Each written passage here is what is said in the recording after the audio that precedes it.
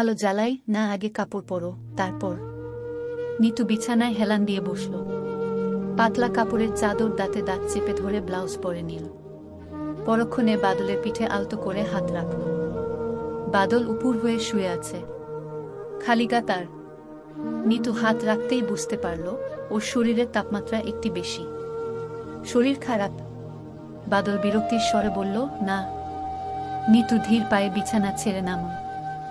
Switch টিপে আলো জ্বালালো। নিতুর গায়ে তখনও পেটিকোট আর ব্লাউজ। বাদল ভ্রু কুঁচকে বলল, তোমাকে না বললাম কাপড় পরে আলো জ্বালাতে? নিতু জবাব দিল না। এবার ওয়ার্ড্রোব খুলল। ওয়ার্ড্রোবের ডেস্কে দুটো শাড়ি রাখা, একটি গা নীল, অন্যটা কালো। সে কালো শাড়িটা হাতে নিল। শোবার ঘরের সাথে অ্যাটাচ বাথরুম। এবার বাথরুমের দিকে পা বাড়াল। আনমনে শাওয়ার ছেড়ে গা ভেজাল নিতু। বৃষ্টির ন্যায় পানি ঝরছে, প্রথমে মাথায়, কপাল বেয়ে নাকে, তারপর গলায়, একসময় পেটে, তারপর পা বেয়ে বাথরুমের টাইলসে মিশে যাচ্ছে অজস্র জলের স্রোত। শাওয়ারের পানি একটু বেশি ঠান্ডা, নিতুর ইচ্ছে করছে না গোসল করতে, কিন্তু কোনো উপায় নেই। বাদলের সাথে আজ নিতু একটু বেশি শারীরিক মেলামেশা জড়িয়ে গিয়েছিল। উত্তেজনার চরম বিমুখতায় আজ একটু বেশি বিশ্রী হয়ে গেছে তার পুরো শরীর। গায়ে সাবান মাখতে মাখতে আয়নার দিকে তাকাল নিতু। সে দেখল নিজেকে একটু বুড়ি হয়ে যাচ্ছে কি। চোখ বন্ধ করল পরক্ষণে, আর বিড়বিড় করে বলল, ৩৩। কিন্তু বাদলের বয়স ২৭। ওর বয়সের তুলনায় কাছে আমি কি বুড়ি। হঠাৎ শাওয়ার থেকে পানি পড়া বন্ধ হয়ে গেল। টুপ টুপ করে ফোঁটা ফোঁটা পানি পড়ছে। শাওয়ার বন্ধ করে আবার ছাড়ল। টেপ ছেড়ে দেখল পানি নেই। অগত্যা সাবান মাখা অবস্থায় বাথরুম থেকে বেরিয়ে এল নিতু। বিছানায় বালিশের নিচ থেকে মোবাইল বের করল। বাদল দরজার শব্দ পেয়ে মাথা ঘুরে তাকালো। নিতুকে কাপড় ভেজা গায়ে দেখে তার মন কেমন উচাটন করে উঠল। ভেজা শরীরে নিতুর সবকিছু স্পষ্ট ভেসে উঠেছে। দেখতে কেমন হট লাগছে তাকে। এইদিকে নিতু বাদলের দিকে আর চোখে তাকালো। হঠাৎ নিতুর চোখ পড়ল বাদলের আন্ডারের দিকে। কেমন পই পই করে দাঁড়িয়ে যাচ্ছে। ইচ্ছে করছে হাত দিয়ে ধরতে, কিন্তু একটু আগে তো বাদলকে খুব জ্বালিয়েছে মিতু। এখন আবার কিছু করতে গেলে বাদল নিশ্চিত বিরক্ত হবে। তাই এইসব চিন্তা বাদ দিয়ে রফিকের নাম্বার ডায়াল করল নিতু। ওপাশ থেকে রফিকের কণ্ঠ, সালাম আলাইকুম ম্যাডাম। রফিক ভাই, ঘুমাচ্ছিলেন? না ম্যাডাম, বসেছিলাম। আচ্ছা শুনুন, বাথরুমে পানি নেই, এখনই পানির প্রয়োজন, একটু আর্জেন্ট। পানি নাই ম্যাডাম? না নেই। আচ্ছা আমি দেখতেছি ম্যাডাম। দেখুন একটু তাড়াতাড়ি। কল কেটে হাতে হাত বেঁধে দাঁড়িয়ে রইল নিতু। মিনিট দুয়েক পর বাথরুমের টাইলসে পানি পড়ার শব্দ হলো। ফোন বালিশের নিচে রেখে বাথরুমের দিকে পা বাড়াল সে। গোসল শেষে শোবার ঘরে এল নিতু। বাদলের পাশে বসে ধীর এবং শান্ত গলায় বলল, বাদল, এই বাদল। বাদল গঙ্গানির মতো শব্দ করে ঘুমিয়ে পড়ল। নিতু বাদলের চুলে আলতো করে হাত রেখে বলল, এই যাচ্ছি কিন্তু। বাদল ঘাড় ঘুরিয়ে বিরক্তিকর ভঙ্গিতে তাকাল। চোখ টিপে চেয়ে দেখল। তারপর উঠে বসতে বসতে বলল, এখনই যাবে? কটা বাজে? 11:30।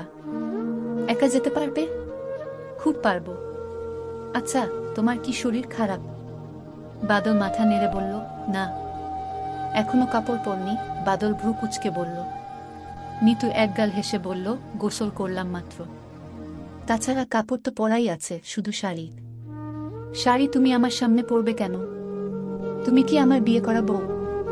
নিতু ধীর গলায় বলল, তার থেকে বেশি বলে দীর্ঘশ্বাস ছেড়ে শাড়ি পরতে লাগল। সত্যিই তোমার শরীর খারাপ না? বাদল হাই তুলতে তুলতে বলল, না। আচ্ছা একটা কথা বলি।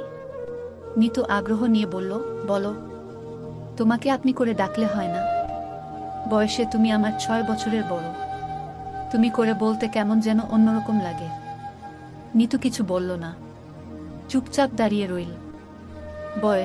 বয়সের জন্যই সে বাদলের এতটা কাছে থেকেও অনেক দূরে। যদি নিতু আর বাদল সমবয়সী হতো তবে হয়তো এরকম হতো না। বাদল যখন বয়সের ব্যাপারে কিছু বলে, নিতুর মাথায় আকাশ ভেঙে পড়ে, বুক ফেটে কান্না আসে। নিঃশ্বাস ভারী হয়। আচ্ছা, জীবনে বয়সটা কি খুব জরুরি? অনেকেই তো বলে বয়স নাম্বার মাত্র।